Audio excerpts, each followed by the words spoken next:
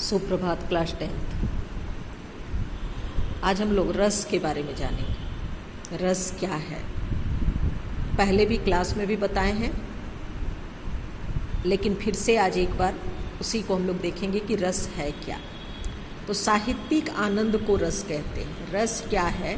तो साहित्यिक आनंद जो है, अब साहित्यिक आनंद क्या है? देखिए, हम जब कोई पदार्थ खाते हैं तो खाने के बाद जब वो पदार्थ हमारे जिह्वा तक जाता है तो उस आनंद की अनुभूति हम करते हैं।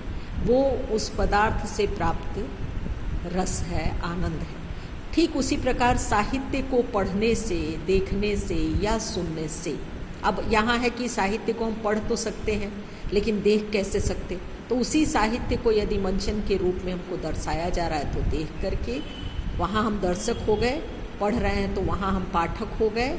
और यदि उसी साहित्य को कोई हमें बता रहा है, कोई सुना रहा है, तो वहाँ हम श्रोता हो गए। और इसमें जिस आनंद की अनुभूति हमें होती है उसे रस कहते हैं। अथवा यानी साहित्यिक आनंद को रस कहते हैं, अथवा काव्य की आत्मा रस है। काव्य की आत्मा रस है। जिस प्रकार से व्यक्ति का शरीर बिना आत्मा के उसका कोई महत्व नहीं है, वो निर्जीव हो जाएगा। ठीक उसी प्रकार यदि हम बहुत अच्छा साहित्य पढ़ रहे हैं लेकिन उसमें रस की अनुभूति नहीं हो रही है तो वो बिना आत्मा के शरीर के समान हो जाएगा। इसी रस या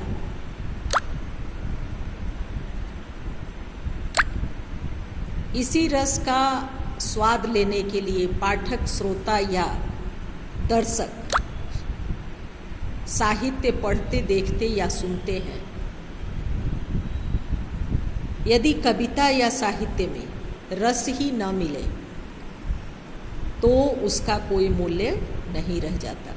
इसलिए संस्कृत के आचार्य विश्वनाथ ने कहा है, वाक्य रसात्मकम काव्यम, अर्थात सरस अभिव्यक्ति ही काव्य है। यानी काव्य से जिस आनंद की अनुभूति होती है उसी रस की अनुभूति ही वहाँ पर आवश्यक है। रस का स्वरूप क्या है? रस का स्वरूप क्या है? साहित्य रस या काव्य रस, साहित्य रस हो या काव्य रस हो, अन्य लौकिक रसों से अलग है। अन्य जो भी लौकिक रस हैं उनसे ये अलग है।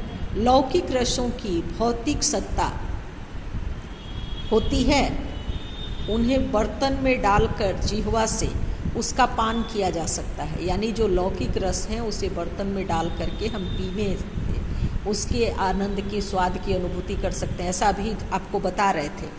किंतु साहित्य रस भीतरी और मानसिक होता है। साहित्य रस जो है वो भीतरी और मानसिक होता है। इसका पान मन ही मन किया जा सकता है। इसका पान जब हम करेंगे तो मन ही मन उसको कर सकते हैं। रस का सूत्र नाट्य शास्त्र के आचार्य के द्वारा भरत मुनि ने रस की जो परिभाषा देते हुए कहा है कि विभाव, अनुभाव, व्यभिचारी भाव के संयोग से रस की निष्पत्ति होती है। यानी इसके संयोग से रस की निष्पत्ति होती है। अब रस क्या है ये हम लोग इसको पढ़ के जान सकेंगे, इसको देख करके जान सकेंगे। रस के 9 भेद हैं।